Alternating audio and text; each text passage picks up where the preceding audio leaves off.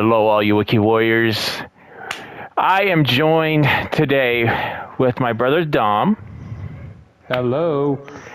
And it's such a joy for actually being able to do a dual review with him. We are going to review Elden Ring. We both played it. We both conquered it.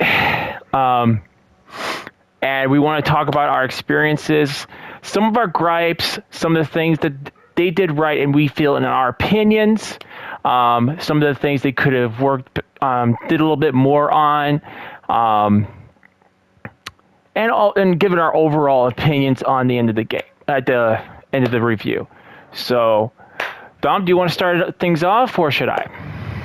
It's your channel, sir, so you start off. All right. Well, to begin with, I really do. Let's start with the good with the game. First off, when you first start the game, I was amazed with the graphics. The graphics were absolutely beautiful. Although I did feel that they were like, I wouldn't say copying, but they were breaching off of, like, building off of what they did like in Dark Souls 3, but the graphics were still very much beautiful. It really immerses you in the world. The level designs are absolutely amazing to me. The places you can go in the world really makes the world feel alive. I especially love the very beginning. Like, you just kind of like waking up for your first fresh cup of coffee. Like, you just woke up like, coffee, and then wham, you're right into a boss fight and you get your butt handed to you. And a lot of the bosses were very unique, very interesting. I did like the fact that there was a lot to explore, a lot of things you can do within the game, a lot of things to discover. And once you get your horse, the Torrent, which I kind of laughed at the name a little bit. I think you should be able to name your horse, in my opinion. But that's just my opinion. I agree with that. I mean, I can imagine there's probably a bunch of players that would probably name the horse Epona. I know there's gamers out there that would name the horse Epona. I know it. Ohio Silver. Oh yeah, I'd probably just call it horse or roach. But it's not that. It's just like what it should have said was in the dialogue. It should have said, like, basically along the lines of, I can summon a horse for you, but you can name it. It's a spirit, and then you can name it, and you type the name in. But obviously, you named it for you. Right. And I would say, like, my first experience, like, I went a very long time without getting Torrent. And now I've read the Reddits, I've seen people talk about it, that you're supposed to get it, like, right when you get, right in the beginning, like, you just have to rest at 3 sites of grace and you get it.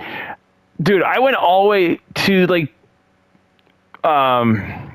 several of the forts, almost to Stormvale, before Dom's like, oh, just rest at the church, you'll get it. And I'm like, I did that, and finally she shows up and she's like, here. I'm like, I think it's random, to be honest. Well, that's what people are saying, is that you have to rest at 3 graces and then she'll show up at the church. But yeah. I must have discovered like 20 graces and progressed in the game to a point where I was like, where is she? Where is this girl? And finally, I rested the grace at the church, and she finally shows up. I'm like, what? You don't like me? You hurt my feelings, Ronnie. I thought we had a connection.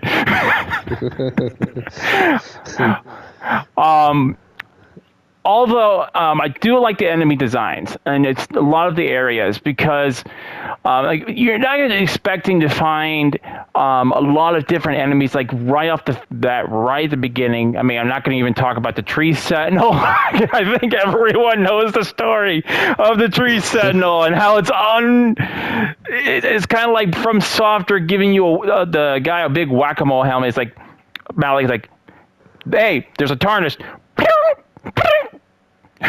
You know, 90% of players, I can imagine like trying to. I think it's like the biggest call to the Dark Souls because I know people have gone up against the Silent D with just a broken sword, and people have gone over to the Tree Sentinel and tried to beat him with pretty much fresh gear, and it's insane. And I love that about the game is that even though a boss is challenging, you can try to take him on, which you can take him on and probably defeat him, but most players aren't going to be able to defeat him, and you're going to have to get to the church and progress and level up. And like even I leveled up, and I still had a hard time with him. I was like, well, I think I was like what level. I would like to say 20 or 30 when I like okay, let's do this, and I still summoned. I think he's the hardest out of the knights, the knight type boss enemies. Like, what was that knight called? What you were struggling with in the Crucible Knight. It's either him which everyone just or, struggled with him. Yeah, him and the one what you've just mentioned there. The Sentinel. The Sentinel eye. Them two were, I dare say, the hardest out of the night. The Black Knights were a joke. They were easy. Well, yeah, the Black well, Knights that's were nice. I mean, once you get torn, there's a lot of bosses. Like, I remember fighting the dragon. You're telling me, oh, don't do that. You're going to get your butt handed to me. And I end up getting one of the strongest weapons you can possibly get in the beginning of the game. It's ridiculous. That weapon should not be accessible until probably a little bit further into the game, in my personal opinion. Yeah, the dragons... because... to me, the dragons felt the same. I know that they had different projectiles and different elements, but they all felt the same. The only two dragons, what was unique in my opinion, was the what do you call it? The Lynch dragon. I forgot its full name, and the Dragon Lord Poseidon or whatever you call him. I can't, dude. You're fine. I can't even pronounce his name. I just call him Dragon Lord Douchebag. Yeah, Lord Poseidon. Yeah, I enjoyed that boss fight. Well, all the dragons are going to have a very similar moveset. I mean, even you go back to the days of the Dark Souls. All the dragons, which I think there's like a grand total of like two or three dragons throughout the whole game. I might be wrong. Like, I haven't played Dark Souls in a hot minute, so. I think you're right. I think there's only 2 or 3. Yeah. Their movesets are all going to be about the same. Like, the only thing that's different about them is that some of them embody different aspects. Like there's one that does magic. That breathes magic. One breathes like poison. One breathes frost. One breathes rot. And we'll get to rot in a minute. We'll get to rot later on in this review because I got to talk about that. I think it's overpowered. Yeah, for sure. But I found like you saw me, you even said it in my chat. It's like, wow, that's insane how much damage you're doing. Because I was just riding around his legs and hitting it with that one weapon, and it's like, dude, you should not be able to get that strong of a weapon that early in the game. Like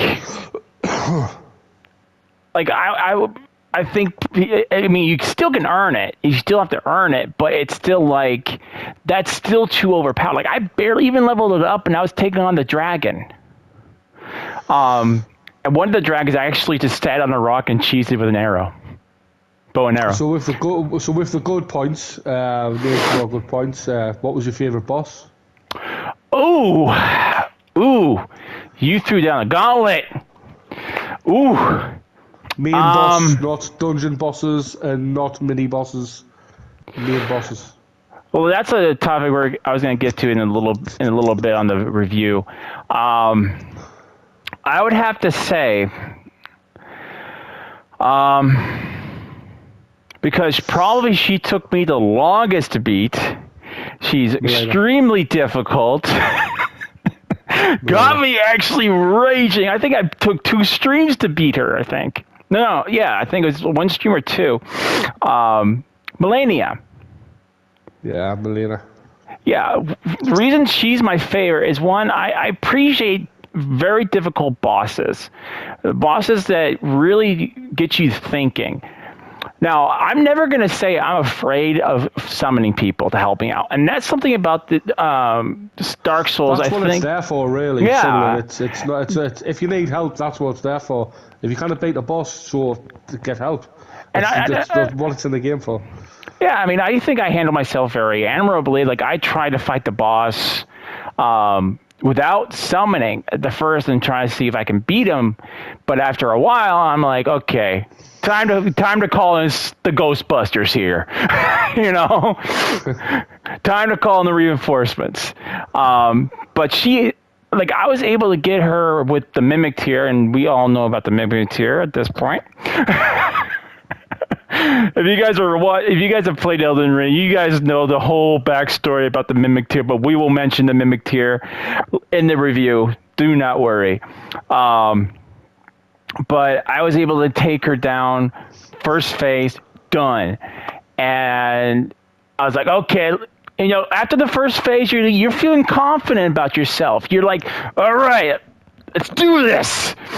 And then you see her jump up in the air, pretty much get like Super Saiyan up and like bash. And I feel like I try to get away from it, but I kept on dying. And then I found was the best way to do it is either run for the opposite direction or just wave.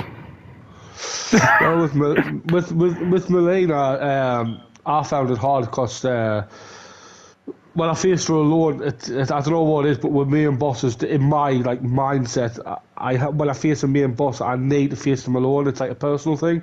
Right. I know like summoning stuff and it's there, but I refuse because my pride gets in the way and I want to beat it alone. Mm-hmm. So with Melina, basically the 7 deaths I had with Bleed, it wasn't working because I had to get close range on her. So I was thinking, well, let's try the Moon Veil. So I switched to the Moon Veil. I was getting more damage off her and I was keeping my distance, and that just paid off. Just switching up your weapons and your techniques. Mm-hmm. I thought I could do it solo because I was experimenting with different weapons I had available. Like, I wasn't able to use any heavy weapons at all because I didn't. Like, everyone keeps on asking me, what's your build? What's your build? I'm like, I don't have one. I don't name it. It's a Wookiee build. With my build, actually, was going to be just a pure strength build, but then I realised, I always go for strength, so let's go for dex. So I went for a dex bleed build, and it's just fucking brilliant. Mm-hmm. It's really like, I want to use Melina's weapon because you need like 40 dexterity just to use that weapon. 48. Yeah, that's a lot. Because I've got it. Oh yeah, I have it too. But like, I went in and I tried every weapon I could use, and I'm like, okay, I have this weapon to Rivers of Blood. I keep on calling it 2 rivers because I think in my head I'm thinking. Yeah. The Rivers of Blood katana I would say is better than hers because the Moon Veil staggers main bosses, where if you use Melina's special, it doesn't stagger them and then just interrupts your combo. So, in my opinion, the Rivers of Blood is better. Mm-hmm. And once I started using that weapon, I'm like, oh wow, I'm doing some good work with her. I was able to stagger her. I was able to do immense amount of damage to her because of the bleed. I'm like, okay, bleed seems to work a lot better on her than magic or any other weapon I have. So I'll see what I have in my talismans, what I can do to increase that bleed. And I had some good talismans to get that extra bleed, and I went ahead and just started leveling up to damn it, I did it again. Rivers of Blood. I think in my head, like, I automatically think when I hear Rivers of Blood, I think it sounds weird, but I think Jade Empire, like, because there's the village is called 2 Rivers. Yeah, it just comes in my head. I don't know why. and then I used my Mimiktear, and it was basically we're just spamming the that one attack to get to proc the bleed, because you proc the bleed with that attack so quickly, and that's how I was able to get her first phase. And if you can get her pinned, dude, you pretty much won the first phase. But second phase, I was like, oh my god, like, because I was like, the butterfly started giving me rot, and it's like, once you get rot, like, it's like it's over for you. There's no way you're gonna win a boss fight unless you have those pink mosses to take the effect away. But all in all, I really liked Milena and Radon, even though you kind of clutched it for me. Yeah. That was like totally scrubbed though, because I'm like trying to dodge. I was like on the hair of his claw, and he wipes me out, and then you kill him. I'm like, I was like, I want to get the final blow, but he final blowed me. I found it stupid why people. Milena is made of rot, and people were trying to use the rot dragon breath on her. It doesn't. Yeah, I know. I was in the middle. I was streaming it, and people were. I had 3 people. More than. I was actually ranting about it. I'm like, why? For the love of all that is praise the sun, why are you using this? She is made of rot. She is the goddess of rot. Why do you think the rot would do anything to her? You're making her stronger. It would make sense. I think if you were using rot against her, I think what should happen is she should get health from there. Or her health returns. Yeah. Well, her health returns when she hits you, but I'm saying, like, if you use rot on her, either she should get, like, a strength, like a damage buff, or some sort of buff. I think, in my opinion. Yeah, I agree with that. But that's just, I know she's very, very hard to start with. It took me 11 attempts to beat her, but I think she should get some sort of a buff. I agree with that, because the rot breath, like, I've used rot breath on a lot of bosses. Like, there's some bosses I didn't really even stream because I have a problem. I liked the game and I wanted to keep playing. And I couldn't see or do any other game, so I was like playing, like, okay, I'll just do this. I'm like, oh, okay. And I got to the final part of the Palace of Blood. Not Mogwin, but it was Palace of Blood, which you have to do for Ronnie's quest line. And I get to the final boss, and I am getting beat the heck out of it by a freaking tarantula. Or whatever you want to call it, scarab, whatever, galaxy-type looking scarab. And he doesn't hold any punches either. Like, once you spawn in, he does a freaking Kamea blast on you. Or he'll whip you with his freaking tail, which my level when I fought him was like one-shotting me. So I'm like, okay, sounds cheesy, but I've heard people talk about rot breath. I'm going to see how it is.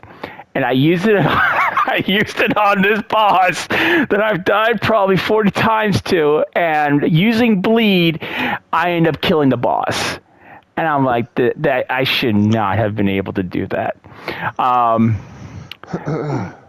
But still speaking about bosses, I love the bosses in the game.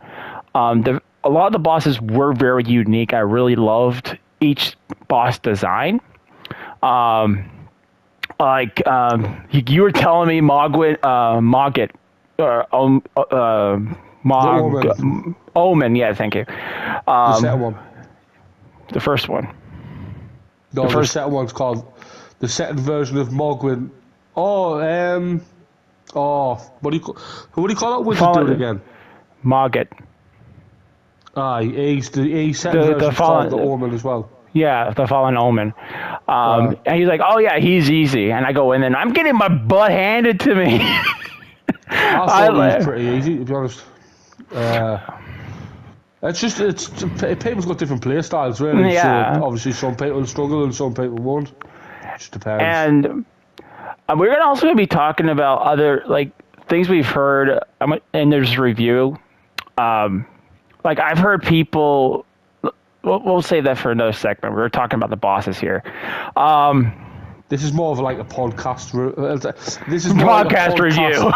Yeah, it's a podcast review. I would say It's our own. No, it's our own style. It's all there you go. Well, I know what one style it is. Yeah, like there's all the Master Roshis out there. We're the Gokus. They're like, you know what? We're gonna take what you guys did. We're gonna turn it into our own style. You know, that's what we're gonna do. But all the bosses definitely felt unique. Definitely challenged you, and what was his name?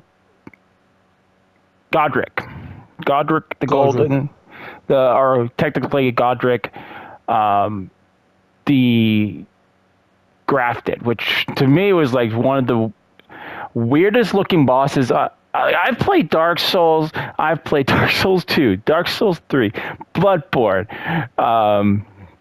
Neo 1 and 2. I've even played Sekiro, and I'm not gonna lie, Godric was like really creepy. I'm like, why would you do that to yourself, man? It's just in the law it says he thinks it makes him stronger and stuff like that. Because really deep down, years ago, he was actually the weakest. He was a weakling, basically. Dude, there's a simpler thing than cutting off limbs of other people and sewing them onto yourself. It's called weightlifting. Yeah, he was a weakling, and that's how he ended up like that. He went insane. I can't imagine why he went insane. I mean, with that many limbs, I'd be going crazy too. But all the bosses in the game, and I'm saying bosses because, like I said, we'll be getting into the other things pretty soon. Godric was, to me, like, the first part of him was like, he was just laying me out, and I wanted to complete the champion's quest line. Well, she said, please summon me. I didn't know it was a quest line at the time, but she told, please summon me. I'm thinking like this is like some kind of revenge thing. I'm like, hell yeah. I'll get the chick in there. I'll let her mess him up, you know. Then I found out later that it was a part of a quest line. I still don't know what happened to her, because after a while she's like, I'm leaving this sanctuary to go do something, and I'm like, okay, God bless. Or the Elden will, the Golden Will bless. Where were we? Godric. Then there was Radahn. We talked about Radahn, and he was insane. Like, I've heard people saying that like he was too overpowered. I think that's okay for certain bosses, you know. Like he's actually getting nerfed, by the way. I heard that, and I think I'm like, I understand it in some points, but I don't 100% agree with it, because to me it feels like when you nerfed him, you're diminishing the people's success about it. You know, people who've just constantly went after him, you know, battled him, duked it out with him, and finally came over like, yeah, and it's like, oh, we made him too hard. I'm like, I beat Radahn. Well, technically I did beat him alone, but I still summoned, you know, the NPCs, the AI. Well, you're supposed NPCs. to. Well, you're supposed to in the boss fight, because the boss, you know, summoning in those Alexander, which was by far one of my favorite NPCs, and all the other guys you're supposed to summon them, and you're supposed to go after him and take his aggro, so you can, if you're going on horseback, you can get around to him and just kind of hit him. And that was the first part I was actually dying. I think it was kind of funny, because I'm like, Dom's like, okay, don't die. Watch out for his arrows. Watch out for this. I'm like, I can do this. I'm pretty sure, like, after the 5th or 6th time, Dom's like, oh, good Lord. Nah. It took me a while to beat him as well. It took me like 8, 9 attempts, but it's just his pattern, really. It's all it is. Rickard. I think his name was Rickard or Ricard. The snake. Yeah, the snake guy. Yeah, So, I don't remember if I streamed it or not. No, you but didn't. but he's just like this big snake guy. And I remember Dom telling me about a weapon. I just forgot it in the moment. And it's a spear weapon. Basically, the weapon is like, if you guys have played Dark Souls or even Demon Souls, it's pretty much the Stormblade. And I'm in there the first, like, I just like do my traditional things. I try to fight on my own. I'm like, okay, how am I supposed to beat this guy? So I don't have any sorcery. I'm not able to use really any good sorceries except for Rock Sling, which is still pretty good sorcery. But against certain enemies, it's like, what? I felt nothing. So I'm going in there with my weapons, and I summoned my Mimic Tier, and I'm going in there just chopping away. I'm standing in lava, which I'm noticing the lava does not do as much damage as it traditionally did in like other Souls games. So I'm seeing my character like I chop and go chop chop. I'm like, this is ridiculous. So I end up summoning someone, and I'm wondering, like, wait a second, why is everyone using these spears? And I'm going in there like an idiot, going and chopping, because I'm like, I don't want to sit there and let these guys beat them. Come on, that's not how I play. I don't let other people do my shit. Yeah, I'm sorry, I swore in this review. Oops. Oh well. The PG. Oh well.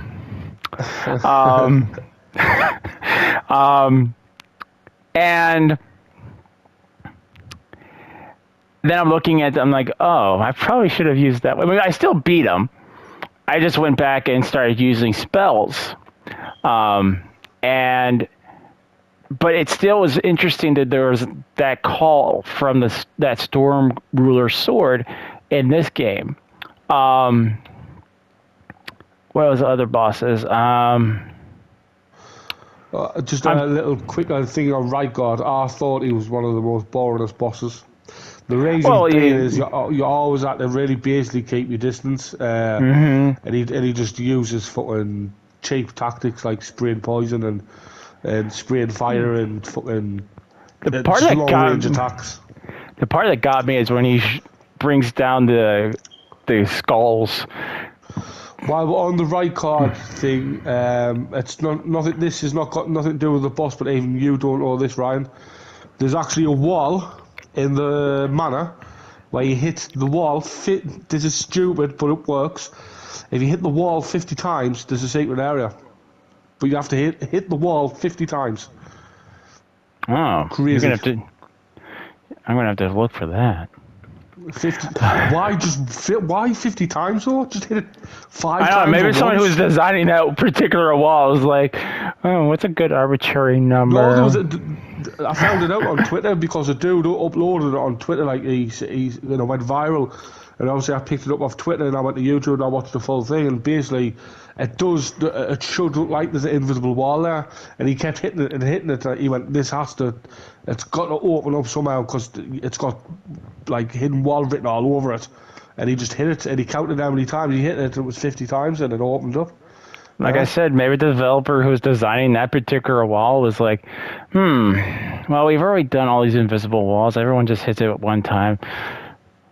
50! 50 times there's a hidden wall in the manor.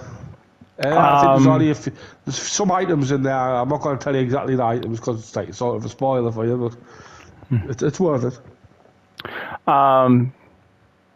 Trying to think. I'm trying to think of the main bosses because I'm trying not to go into the other bosses for because it's main bosses. Well, there's Godric, there's Rykard. You've said there's Radahn, Malenia. You've said so. There's only Godfrey, the fake one. There's Godfrey, the original. There's the Elden The Lord. Executioner, he's not a main boss, he's a sub-boss, but you only really fight him once. I would put him in between mini boss and main boss because it's just a watered down version of Godfrey, really. The Dragon Lord. Now that's a fight I want to talk about. Plus IX. I'm just going to call him Dragon Lord for short. That was one of the fights that I felt was really fun and unique. Because unlike any other boss fight, you can summon people. I tried that, and there was no summon signs outside like where you lay down. There's no summon signs. The people could probably put summon signs. At least I haven't tried it. Right where you land, because he doesn't come at you initially. No, the only time you can put summon signs down is before you lie down. Well, I didn't see any of those. I waited for like 10 minutes, and I'm like, forget it. Not many pop up. There's like one, I think it was like one every 20 minutes just to pop up or something like that. It's very rare, but they do lay summon signs down next to it. But I ended up going down there with no summon, just my mimic, and I think it was like on this phase 2. Like I didn't see where he was because I'm like, oh great, he's invisible. He doesn't go invisible. He goes in smoke form, and you have to look for the smoke form to figure out where he's gonna go. And once I figured that out, I'm like, oh okay, there he is. Oh okay, there he is. But he does go invisible. But there is a trick to it. You can lock onto him. He does not lose the lock on if you lock onto him, so you can always know where he is if you can get that lock on. Or you can just follow your mimic or your summon, because your summons are pretty much auto track to him. Another one we didn't mention was what was his name? Marktooth? Micheleth, thank you. That was a fun fight because you start out fighting like the Beast Cleric, which has a variety of attacks he throws at you. Like he does the Beast Claws, throws projectiles at you, and he hits you for a good chunk of damage. And then a second phase, it turns into the wolf creature, which like. I started thinking like it was like a mix. Blade. Yeah, I thought it was like a mixed between like a Torius and Seath if they ever joined ever did like the what's the merge fusion, if they ever did the fusion technique. Yeah, fusion. Ha! I still. I'd probably break my feet if I tried. But the fight, that phase of the fight was really fun as well because I heard that I found the item and I tried using it, and I just couldn't use it properly because I could never. I heard that you can parry them with it, but I couldn't get the parry down. And I'm like, screw it. The parry is when he hits that black blade into the ground and he like thrusts it into the floor. If you know when that's coming, that's the only parry you can do. And when you parry that, my God, you get a good 15 to 20 seconds of damage. Honestly, that's like a whole 3 minutes, dude. And like in terms of the game, that's like almost. It staggers him a lot. Yeah, I mean, like you gotta figure like 20 seconds in terms of damage. That's like almost a full minute. That saved me. When I beat him alone, that fucking saved me a lot because I was down to my last flask. I would have been fucked. I'm glad he went for that thrust move, because if he didn't, he would have demolished me. But I got the parry and I just bled him, and I just beat him. It felt good. It felt good.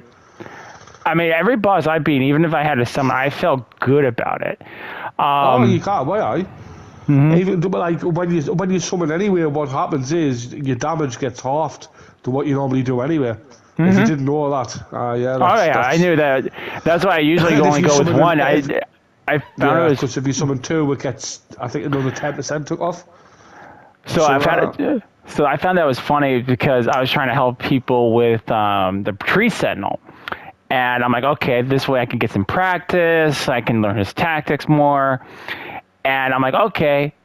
And I'm sitting there like just ready to like charge, or more accurately, Leroy Jenkins. I'm sorry, I've been waiting to say that. And I'm looking and I'm like, summon. And he has like the maximum amount of people you can summon. Like, oh god, this is gonna be impossible. Because it turns out like I die and you summon and I'm pretty much carrying everyone, and they're all sitting back doing nothing, and I'm like, so what? Am I supposed to be doing all this? I thought we were a team. I only came across one team we actually able to take them down because everyone was working together.